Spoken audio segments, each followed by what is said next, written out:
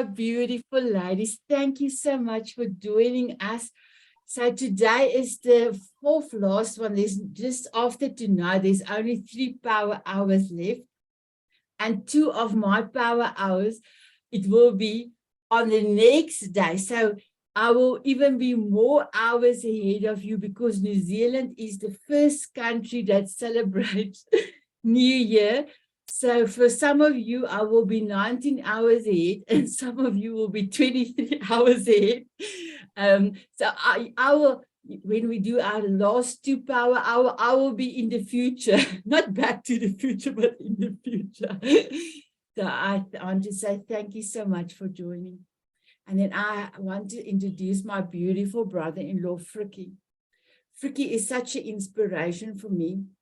And Frikkie, I know I'm going to tell your age. I know you will not mind. But Frikkie is 58.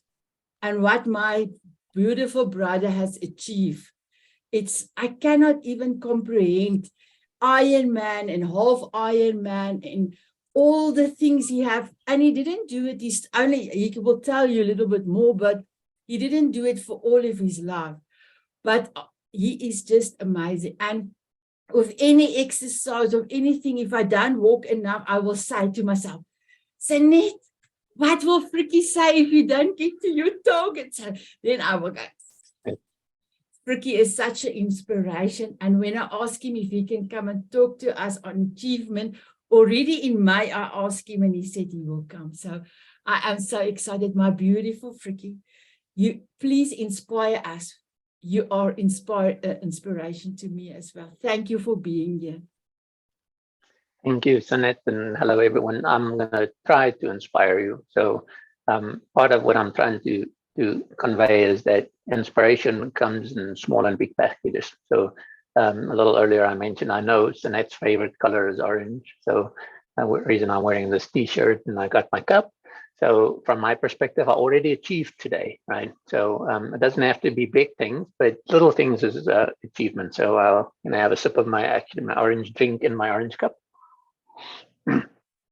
So achievement comes in all sizes. Cheers.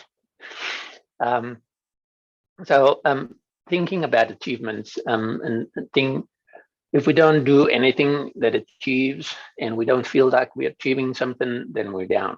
And so it's difficult to feel that self-love when you don't achieve anything and you don't feel like you're worth anything, you're not accomplishing anything.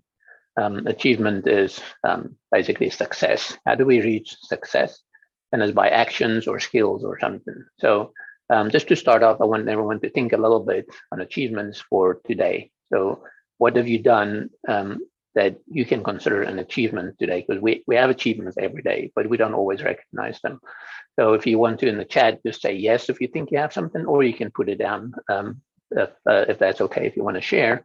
So if we do in the chat, just to have an achievement, see what we can put in there.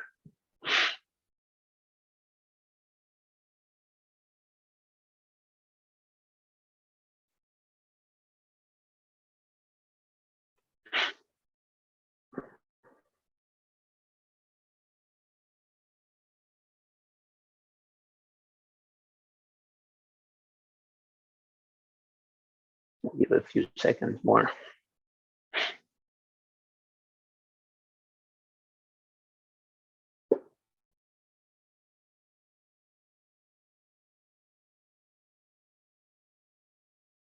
There we go. So even little things like waking up and appreciate what's around us, that's an achievement, right? Instead of having to be in the dumps and do nothing and say just another day, we can enjoy every day. And if we can get that in our mindset, that's already an achievement. We want every day to be good. And sometimes it's specific things, photo shoot, working out, dancing. If we achieve those things, that is, we set out to do something, we achieved it, and we had a success on that, right? Like I said in the beginning, big or small. So there's a difference between what we want to dream of and what we set goals to. And I think that ties into how do we think about achievements. I have some things that I dream of, and then things that I set to as goals. And I'm trying to distinguish to make sure that my dreams become goals and don't just stay dreams. So one of the examples, Sanet mentioned activities in athletics. I'm a triathlete, so I do races in short distances and longer distances. So from an Ironman perspective, if you're not familiar with it, Ironman has a long, big race, takes many hours. It's 140 miles total distances, swimming and running and cycling. So a full Ironman would take me probably 16 hours. I have no interest in actually doing that. That's my dream. But a half Ironman, I determined that it's reachable for me. So instead of half Ironman being a dream, I set that as a goal. Now I don't just dream about a half Ironman. I want to do a half Ironman. So that's my goal, and that's what I'm going to try and reach. So once I do that, that'll be my achievement. On the way there, there's going to be many, many achievements in between. So I started back when I turned 50 around there. We had some races at work for charity, collecting sponsorships and things, and a contribution for charity work. Started running a little bit and decided maybe I should do a little bit more. So I did a little bit more running. Took me a while to get through a 5K race without walking, but I said, I'm going to do that. And so I did this walking, running for quite some time. And then one day I was about to walk again. I said, not today. So I just kept running, and then run a little bit slower, run a little bit faster. So that's what I did. And at the end of the 5K, it was for me a big achievement. So I didn't win a race, I didn't win medals, but it was achievement for myself. I decided that's what my goal was, to get through running a 5K without having to walk. So I did, and so I started going up from there. Started saying, I'm going to sign up for some races. I wasn't trying to do first place in every race that I compete in. So in the beginning, just the achievement for me was I can complete a race. So I sign up, complete the race, I got something done. So we don't usually get a medal for every 5K race, or here and there you do, but the achievement for me was I was able to compete, have fun, there's a lot of energy, and do that. And that, for me, that was an achievement. Cherry on the cake is if I get a podium, if I get in third place or second place. Sometimes that happens, but that is not ultimately what I try to go out for. Sometimes I pick races to see what the events are, and then in those cases, it becomes a quest for an achievement of a placement, not just a completion. I keep signing up for these because at the end of that, it's a measurable achievement. If I just go out and run every day and get back the next day, do the same, then that achievement of completing that becomes the same day after day, and then may then get forgotten that it's really an achievement. It's just something I do every day. Although every day is an achievement for me, I set something and say how I'm going to show that, how I'm going to demonstrate what that is going to be. So to me, because achievement is a celebration or a sign of success, I have to define what success means for each one of these races and what I'm going to do. So I sign up for a race, and then I think, what do I want to accomplish during this race? And that's going to be my success. So when I look at people around me and people that participate in the race, they have different success criteria. So I measure success based on what it means to me, not about what the whole world thinks. Because if we're going to do success based on what the whole world thinks, then it's going to be very difficult to do anything. Everyone in the world is different, have different things to do. So not just with my achievements and what I do, but everything in life, whether it's my job, my family life, or everyone's success is something different. You need to define what success is for you. And so then you can get achievements. Otherwise, if you just try and achieve what everyone else is doing, it's going to be very difficult and a life full of disappointments, because we're not all the same. And that's why it's important to discover your own achievements every day. So at the end of the day, you can sit down and say, what did I achieve today based on my success, not about what everyone else is thinking about it. And so you start learning to set up things for yourself. So I sign up for these races and I think before the time, what am I going to do? Maybe this time I want to improve my speed and finish 2 minutes earlier. Or maybe I want to do this race because it's triathlon. Maybe on this one, I'm going to concentrate on my cycling leg to make sure that my cycling leg improves. But and if that affects my running, that's fine. I can work on my running in another time. But for this race, my success would be my cycling portion of it. So I've been running and cycling and swimming. I didn't want to swim. So when I started 5 years ago, 6 years ago, I said, I'm not going to do a triathlon. I do running and cycling, but I hate swimming. I hate getting in the water. Never. Learn to say never, never, never say never. Right. Someone invited me to participate in a triathlon, and it's short distances.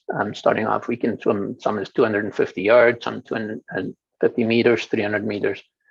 There's about 300 meters swim, then anywhere from 12 to 16 miles on the bike, at 20 kilometers, and then followed by 5K, so 3.1 miles, just about. So I got convinced I need to go do one of these. So took some swimming lessons. So my achievement at the end of my first race was that I got through the pool without having to stop at the end and rest more than 10 to 30 seconds. Because with these in a pool, when it's short, you can stop in the end, you take a breath, you get recovered and continue again. So I didn't have a great time. I had people passing me, but it didn't matter to me because I had beforehand determined what success means to me and what it would do for me to get that achievement of getting through at the pool and getting out live on the other side without having to get rescued. Right? So that was already an achievement for me. And so the next time I worked, and then my swim didn't really improve, and I wasn't really into swimming. So that was enough for me. I didn't have to be the fastest swimmer. And so I said, if I get through on that leg of the swim, that's already an achievement for me. I don't have to do much better than that. Over time, just because I improved on techniques, it got better. And so then I had to adjust my success factors for that. But to achievement, to work through that. So sometimes it's not about winning. You don't have to win to be successful. It's not a winning game for everyone. It is participation.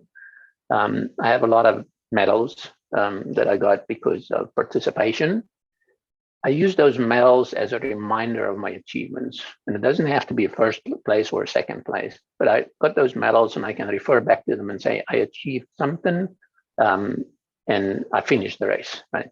So a lot of things that can happen and sometimes they do, but my goal is how do I get that done to have that down as an achievement?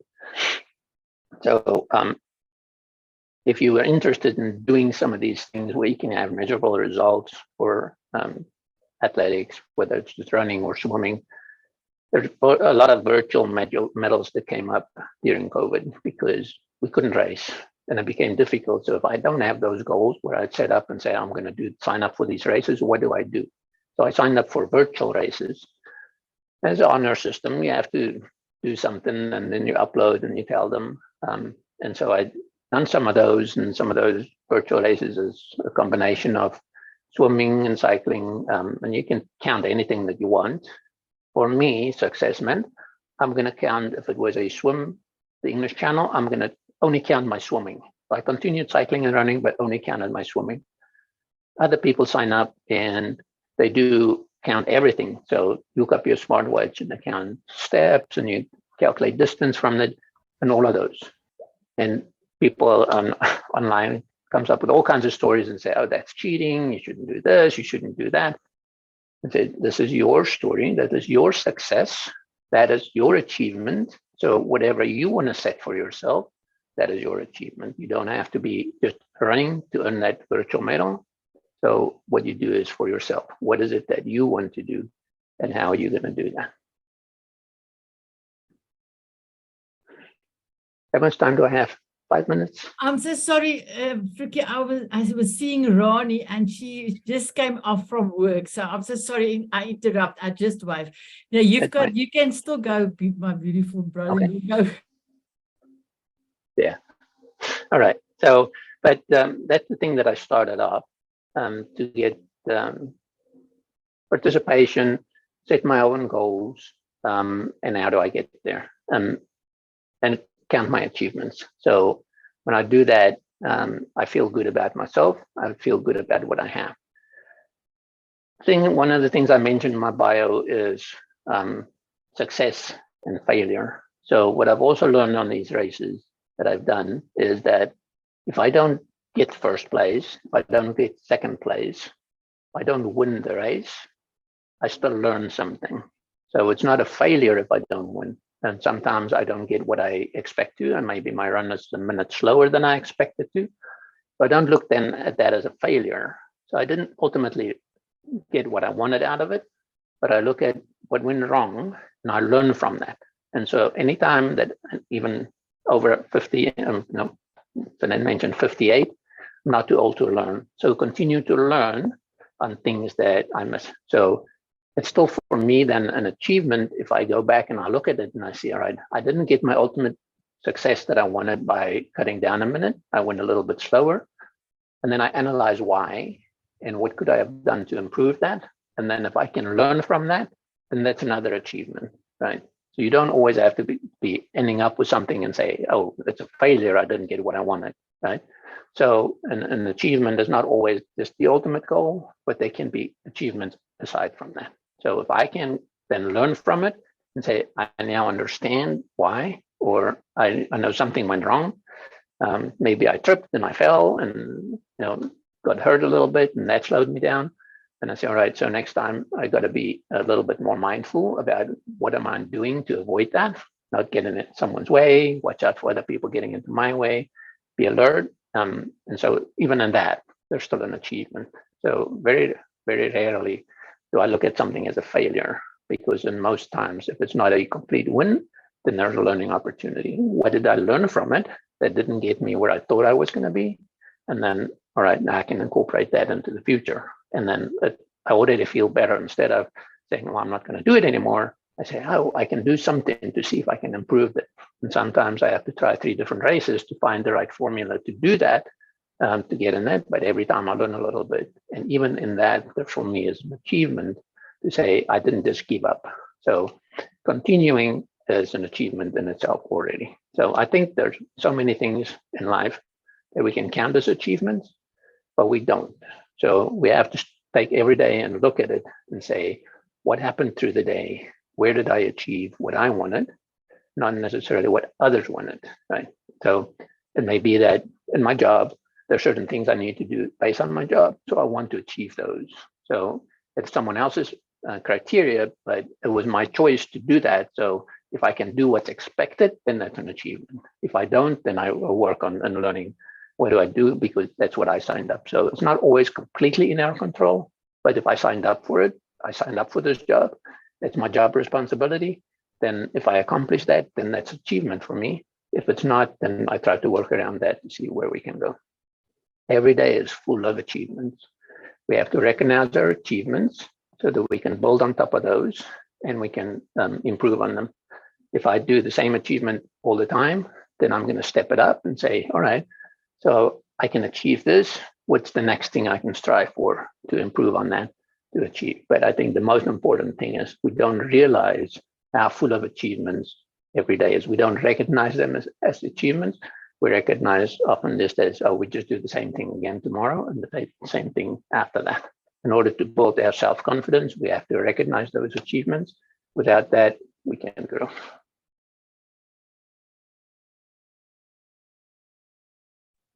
Wow, that's amazing, my beautiful brother-in-law. Thank you so much. So, ladies, I don't know if you have any questions, but definitely thank you, Ronnie. I just want to say there is in the reaction button, you always can give Frikkie a heart. And as I said, Frikkie is my inspiration. Oh, there are Frikkie's cupboard. It's full of medals there at the back of you. And Frikkie, can you show them your honeycomb medals? Let me switch off I'll switch off my background. First, take that away. So this is all the virtual ones that I've done. And there are different ones. There's one in the Kruger Park, there's the English Channel, Land's End, one Grand Canyon, Route 66, And this one is what one that we're gonna still do together. And again, where's my camera? We're gonna do the Camino de Santiago, Sanet and I. We're gonna get that achievement under our belts one day. Not one day, And then freaking 2025.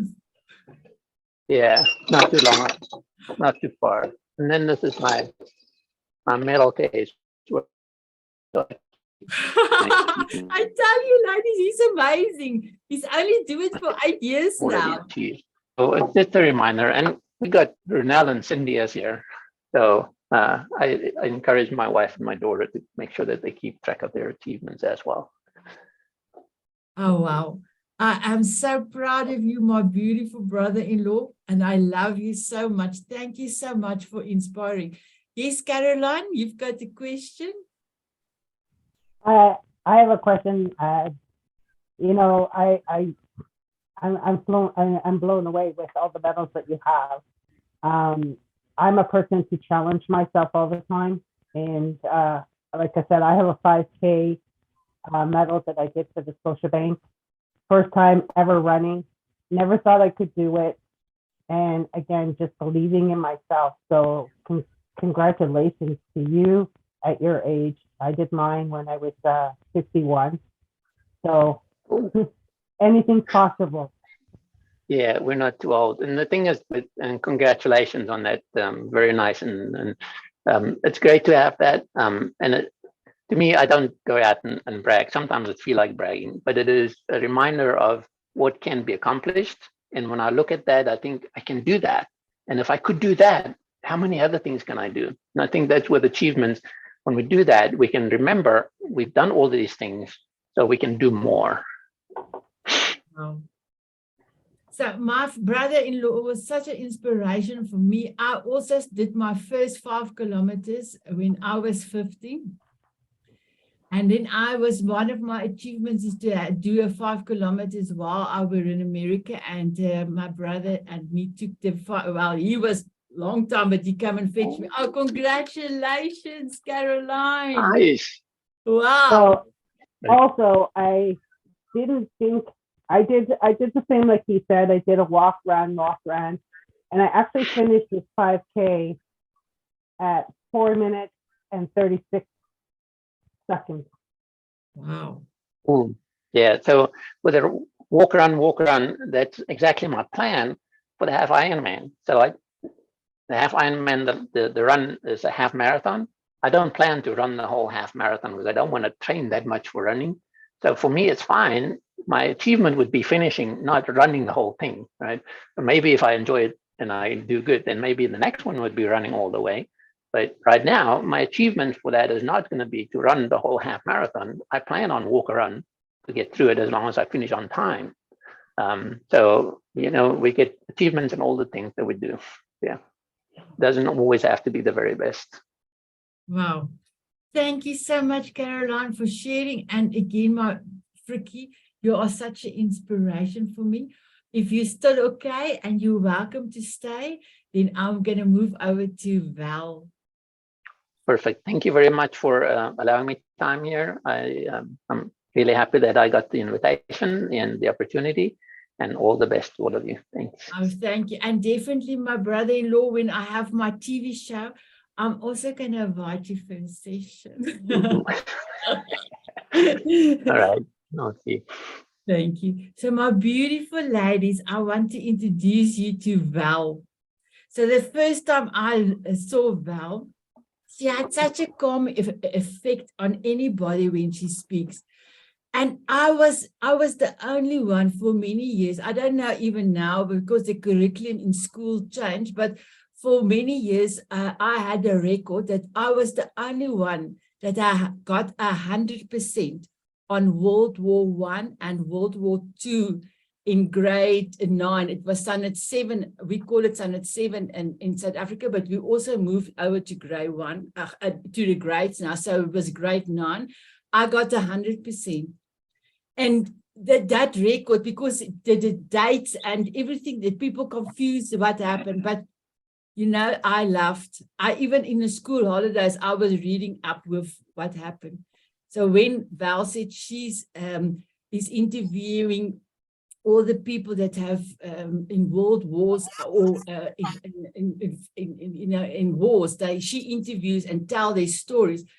That minute I fell in love with Val, because she is taking a piece of history and putting it out to everybody. Let me just, there you are. So my beautiful Val, I just want to say thank you for all the work you're doing. Because if it was not for you and the hours and the passion that you put behind this, those beautiful people's stories will not continue. So I want to say thank you. So inspire us, my beautiful one, inspire us. Thank you, Sanet. It almost brought me to tears. Accepting and learning from your adversity allows you to create your greatest accomplishments. The ability to change means you accept and embrace your situation. In 1995, I returned to Europe with 125 former prisoners of war. We went to their prison camp and followed their forced march and finally their liberation 50 years earlier. To say it was difficult on me is true, but also how much I learned was true. Because we would be somewhere and they would say something, and all of us youngsters on the trip with these POWs really felt like we had never accomplished anything compared to them. It was really a little bit depressing, and yet somehow we learned these amazing skills from them. I know they changed my life. I want you to step into the shoes of the people I'm about to tell you about. I want you to then compare your life to theirs. It was February 6, 1945. The Russian onslaught was coming in from the east. The POWs, the prisoners of war, were in a prison camp. Hitler wanted to kill them, but they convinced him not to do that. So instead, they marched 6,000 men to the west. Then they walked them back to the east. Then they walked them back to the west. They marched 82 days, some 400 to 600 miles. Let me repeat that. 82 days, 400 to 600 miles in the coldest winter on record.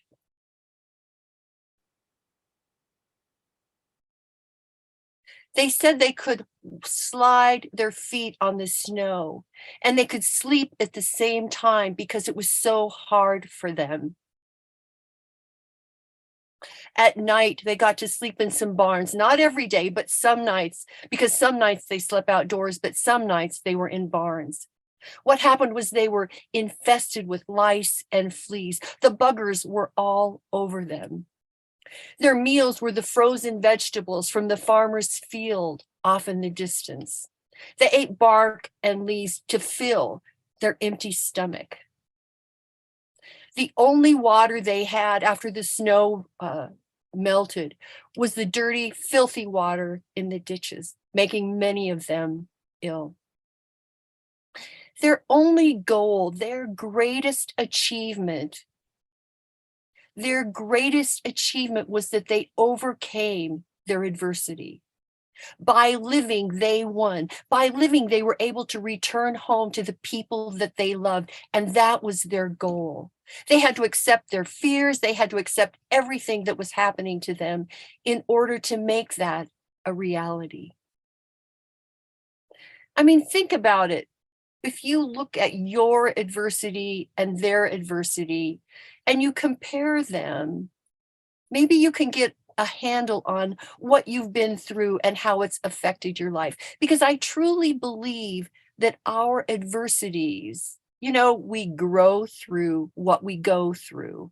And that really is important to think about, because these men after the war, they never had fears again. They would apply for any job. They would do many, many things. They made seatbelts law in the United States. They got the man on the moon here from the United States. I mean, they did things that were unthinkable to them. Some of them even admitted to me, I really wasn't qualified, but I applied anyway. And so what I'm telling you is that look at your past adversities, embrace them, open them up, look for the learning value, look for all the things of value for you that will then launch you to your greatest achievement. Sometimes I think, I know for me, I'm in a prison camp of my own making. Maybe my fears take over, maybe something else. And I have to step back and look at them again and say, look what they were able to do. Look, I mean, and this is only one situation. You know, this is not the men in the Pacific. This is only one situation where they overcame so much. I love that you are listening to their stories. I wish I could tell you 30 more because I think you would be inspired and you would fall in love with these people. I mean, if I go somewhere and I see someone that is in their 90s, maybe close to 100, it's like a magnet. I'm right there to learn from them. I want you to know that truly accepting your adversity, embracing it, opening it up. I mean, some have really horrible stories, and yet when I go back to the POWs, I know that few have experienced the kinds of things that they have. Imagine accepting all that you have had, all of those frustrations, all of the pain, all of those things. And yet, if you open yourself up and embrace, and maybe include the higher power, you will find your ability to achieve. After all, what you go through, you grow through. Sanet. Wow, I have goosebumps. It is beautiful. And you know, Val, your storytelling is, you grip me, and I don't want you actually to stop talking. And you can talk me to, not to sleep, but I mean, I will try, and you can talk for hours. That's what I want to say, because you get such a beautiful way of talking and bringing your story across, taking them into account. That is absolutely amazing. And next year, my beautiful Val, I would love you to come for your 20 minutes, and then we will dance out with your forever song. Thank you for stepping in and doing this for me. I really appreciate you. Thank you. Any questions for Val? I see Frikkie is not here. Any questions for Val, ladies? Thank you, Val. Thank you again. I love you. I love you. So, my beautiful Caroline, are you ready for me? I am so excited. So, Caroline and I met, and I met her on a group, and then she intrigued me so much. I actually sent her a friend request, and then I wanted to chat with her, and we had a beautiful chat. I think we talked for 2 hours. Then I asked her for her forever song, and she's going to have a beautiful forever song. So you must tell us your forever song and why just now. And then we just became beautiful friends, and I am so proud of her. Her second children book is out. Can you just show them your cover, please, Caroline? Or you're going to tell about it? The first children's book. Okay, first, she's going to tell us. I'm just excited. I'm so proud of her. So, my beautiful Caroline, tell us about your forever song and why, and then you are welcome to inspire us. Thank you so much. Well, my forever song is Be Humble and Kind by Tim McGraw. And it's because I just want everybody to understand that you need to be humble through this world, because there's so much hate and so much negativity. So I ask people to be kind to each other. You know, you don't have to like the person, but you can be kind to them, you know, and that's the thing I taught my kids is, regardless if you like the person or not, you need to be kind and you need to respect that person. And so my journey has been a struggle. Just listening to Val just kind of brought me goosebumps, just bringing me back to, you know, my childhood of going through domestic violence and sexual trauma, and childhood trauma and all that kind of stuff. It just, I got so in, just my mind was just so involved in what you were saying there. And, we can overcome all those. It took me a long time. I struggled. I did. I really struggled for many years. Didn't know whether I was going to be here or not in my 40s. I tried to commit suicide. My daughter was here to help me get through it, And back in 2020, I had a spiritual call. And the spiritual call was to help me see what can I achieve for myself, because I was always told that I wasn't going to amount to anything.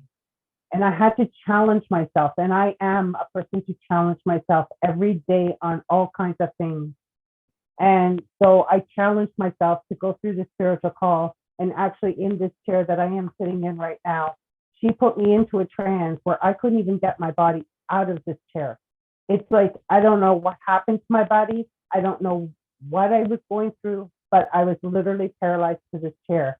And after the call and after everything like that, I said, how did you do that? How is it that I couldn't even move my body away from the chair?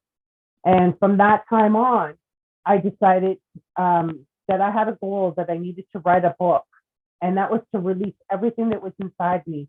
And that was to put it into words and just let people know that dreams do come true. It's all on how you want to manifest it and put it out there. And so I took all my dreams or all my hurt and pain and anger, and I had put it into my first book. And it's called The Freedom of Dreams, The Poems to Free the Broken Spirit. And this is the book that has all my stories in it.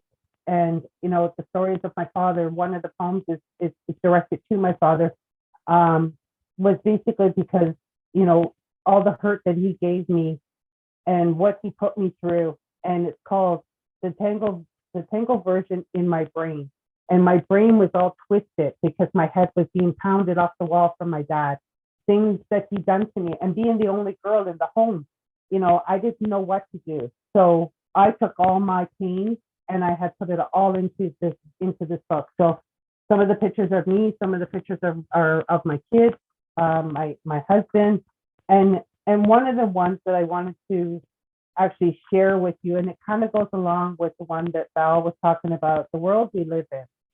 So I'm just going to quickly share this, and it's actually a heart in the hands of somebody, and it says, "Love, not hate." So the world we live in this crazy world with little love, justice, and peace, where the color of our skin dictates the way we love. Race shouldn't matter. We all are created equally because we all bleed red. We all are human beings. Race shouldn't matter. We live in a world of judgment, hurt, destroying one another. Instead, we should be lifting up and our love out there for our families and friends and communities. Race shouldn't matter. The people in this world are truly kind and loving. Open your eyes to see the truth around you. The world we live in is love, not hate. Race doesn't matter. So that was one of the poems I put in here because we live in a multicultural world and people need to understand it doesn't matter about your skin because inside under that skin, it's all red. We bleed red together. So that was one of my poems that I put in there. And then after that, I have a passion for children. So I decided to take my passion and my creativity, as you can see behind me right here, there's a couple of paintings. Those are the paintings that are in my children's book. I do create my own illustrations, go into my book. And so I'll just tip my computer a little bit just to show you.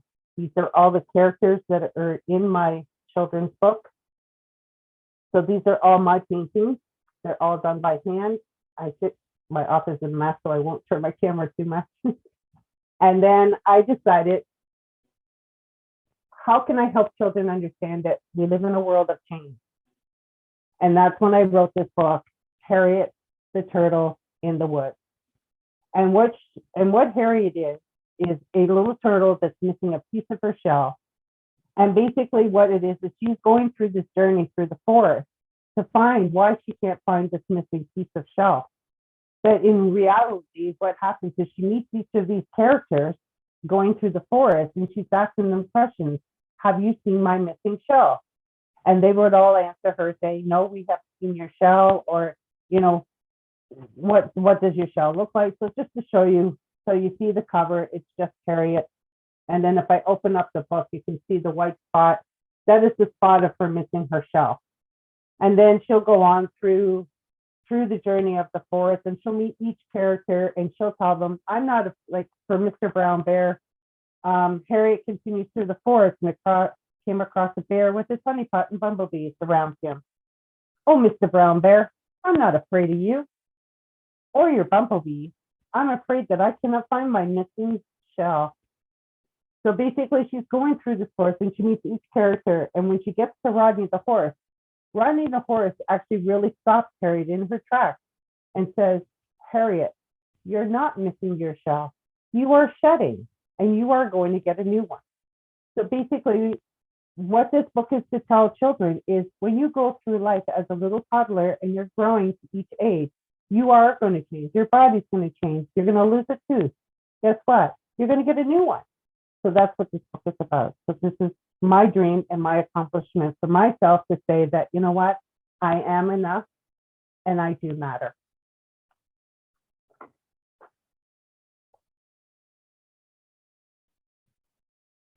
Amazing, amazing. I am so proud of you. I am so proud of you. Ladies, do you have a question for Caroline? Sanet, are you okay? Come tell us. Tell us, Sanet, come.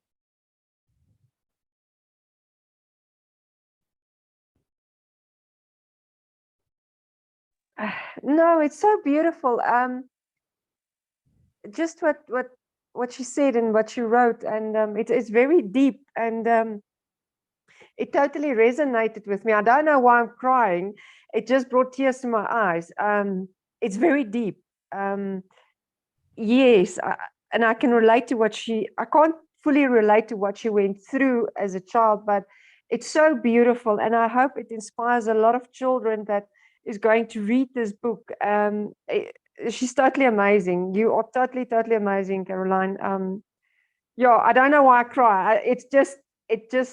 It clicked something it's somewhere. Okay. I cried too writing it. I'm actually a co-author in a book that's coming out in January too, which I actually told my story. So it's not just childhood trauma that I've gone through. I've actually gone through trauma all the way up until I was in my mid-30s, my early 40s. And until I met my husband now, who I've been with for 20 years, and we've been married for 11 years, and we have a fantastic relationship. He stands by me 100% now. So it just took that time for me to go through what God needed me to go through. He needed me to go through this road in order to find somebody who's going to be by my side and stand with me.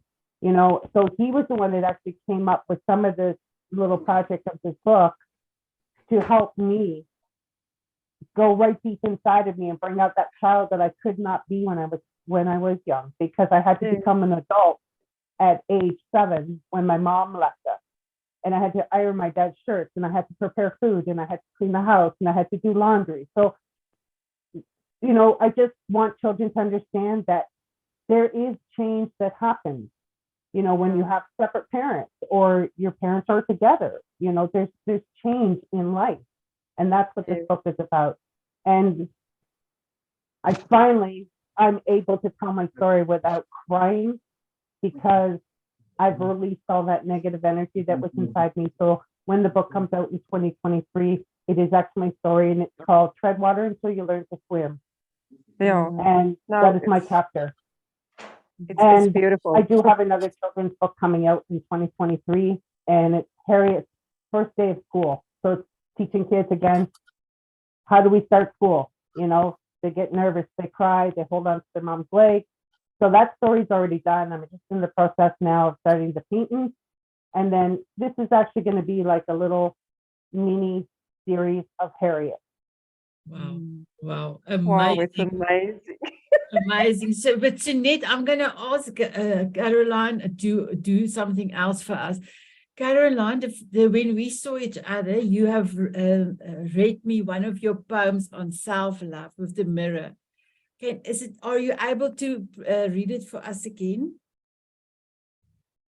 And then while Caroline is looking for it, I just want to say to you ladies, she's got a beautiful publisher.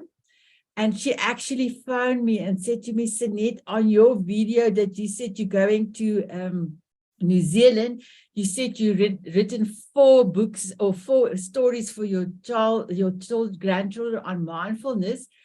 And I had to send them my first story. So soon I will have, and mine is also a series of mindfulness and self-love stories for children. So I'm so excited that my books is also going to come out soon. So thank you so much for being an inspiration for me, Caroline. Sanet, now this is a beautiful poem that Caroline has written. So Caroline, all over to you. Yeah, and just to let you know, Harriet and the Turtle in the Woods is sold out. I've sold all my copies, so I've had to reorder new copies. So I got another 25 copies coming, and I've got people waiting for copies. So I told them they have to wait for me to get them to send them to them. So this here, what Sanet is talking about, what self-reflection is. When Sanet and I first talked, we talked about mirror, mirror on the wall. Who needs to see fairest of them all? And I always had to go in and ask myself, who am I? Who am I showing up as? And I always had to tell myself that I am beautiful, I am loved, and I am enough. And I have to tell myself that every single day. Because if I don't, I fall back into old patterns and traps that I don't want to go back into. So this poem here is called Self-Reflection. Self-reflection is the gateway to freedom.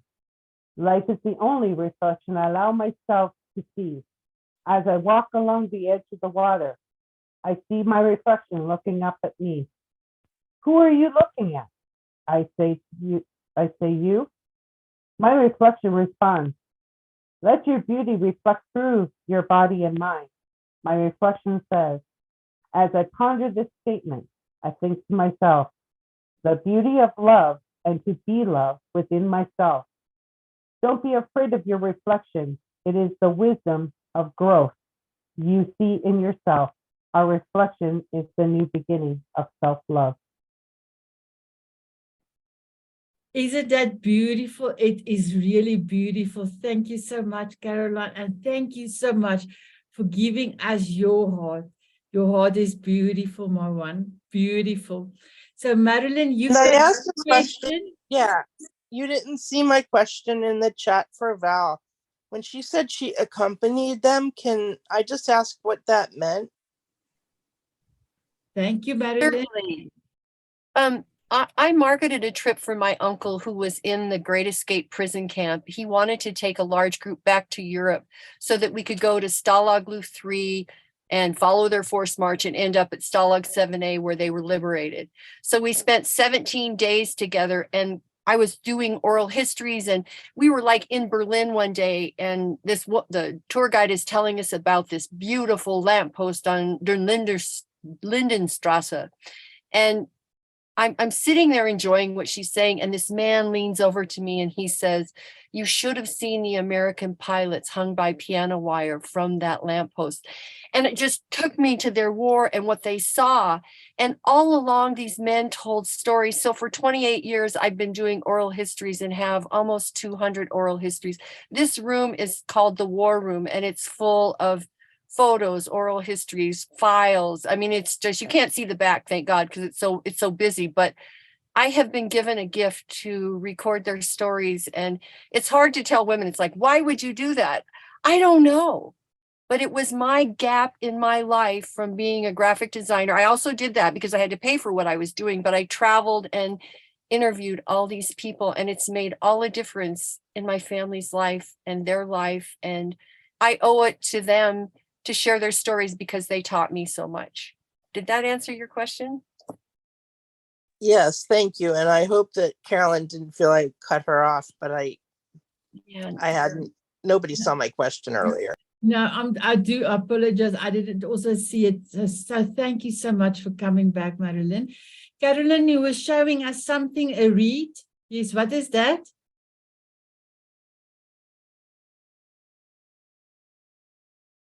So when when Val was talking about the war, this is my dad's wreath after he passed away.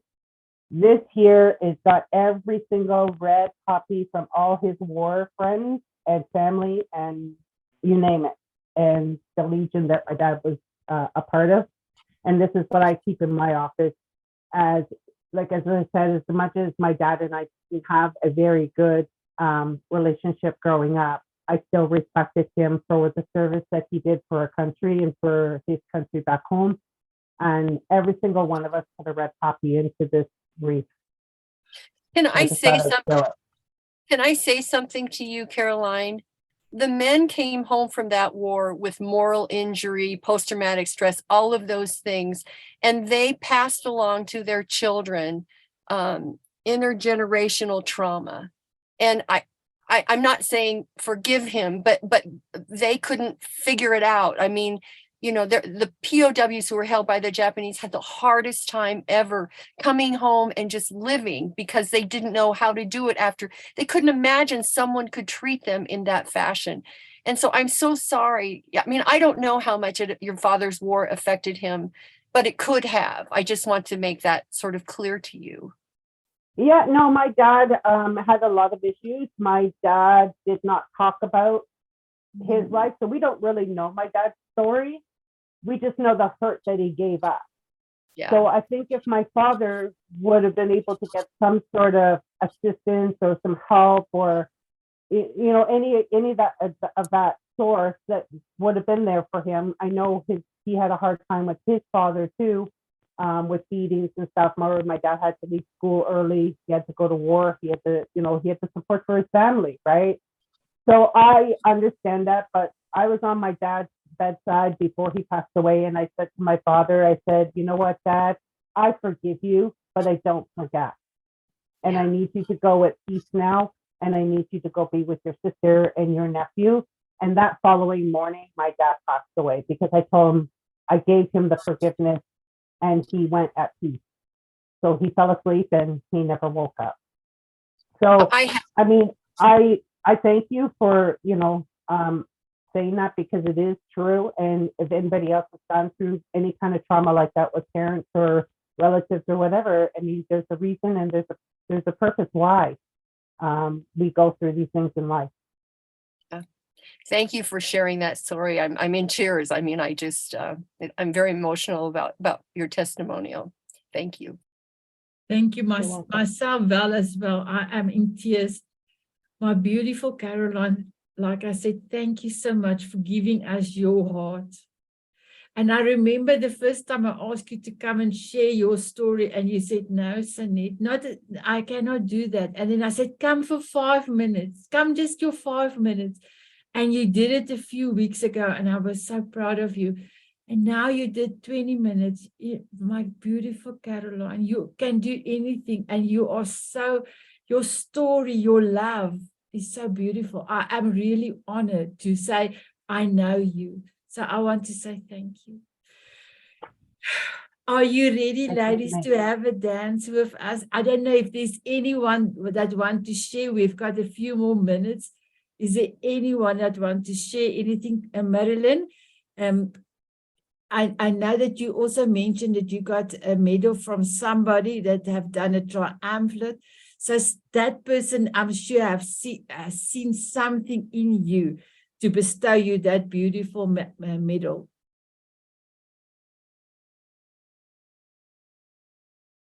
Marilyn? I'm not sure. I'm not sure. He gave me one of his shirts with the special material. And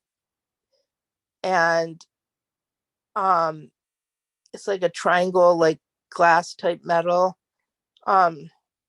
Yeah, he was just getting rid of everything, like, and I said, don't just throw it out. I want that. So, but maybe ask him, there was maybe a reason why he chose that particular one for you. because he maybe saw something in that race that he endured, and that's why he gave you that particular one. So maybe ask him and then come and tell us next time. Okay. So thank you so much, my beautiful lady. Sarah, I'm so happy to see you. Dor, I'm so happy to see you. I know in America, your time have changed this weekend.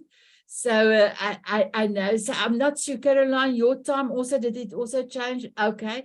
So Ronnie's time changed last week and yours is now this week. So yes, so I am so thankful for all of you. Yes, Sunette, I'm very proud of you. Can I just tell them quickly what you're going to do? Sunette is going to go for a photo shoot. I am so happy. I'm so happy she's going to look beautiful. So we are, an achievement of that is already an achievement. So my beautiful ladies, thank you so much. Can I ask, sorry, can I ask one more question? How often Yes. does your power get turned off? Because like I use medical equipment and my power went off for like 4 or 5 hours during the storm on Friday, but how often does yours get turned off? So at the moment we are on stage 2. So we have 2 load sheddings a day of 2.5 hours. So we're going to have one at 10 o'clock tonight, our time. So in an hour's time, our power will be off for 2.5 hours. And we had one this morning. It happened 11 o'clock and it was off for 2.5 hours. Does that happen all year long?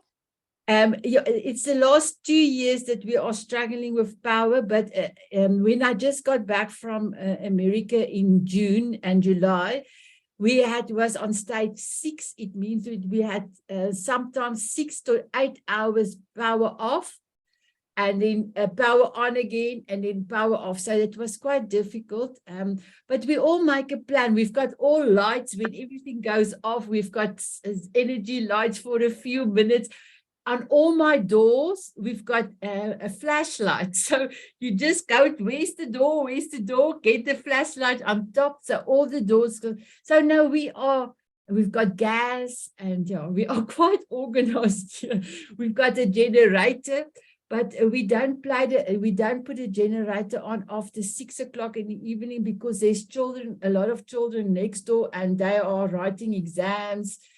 So the other day, our substation blew up and we were 18 hours without power. But we made a plan during a certain time of the day, we put a generator on because it is quite noisy. So now we make a plan. I tell everybody, it's your attitude. So we can go and say, oh, power, but no, we still can make lemon juice out of lemon, and not let the power of, the situation get us down. So yeah, we're quite organized. So thank you so much, Marilyn, for asking. My beautiful Dolly, I know that you just came out now and your time have changed. So we actually are finished. But it's okay. We had a most beautiful session. I knew today the session is going to be out of this world. Val, your story, even my brother-in-law's story was amazing. Val, your piece that you did was amazing. And Caroline, giving us your heart was truly, truly a special. This was a special, special session. So we're going to dance out with Caroline's Forever song. And Dolly, I promise you, I will put the recording up as soon as I can. Okay? I love you, my beautiful Dolly. I love you. So let me just move my table up and then get ready to have a dance with us. It's quite a slow dance. But Caroline, this is for you, my beautiful one. Alexa, oh, let me just stop the recording.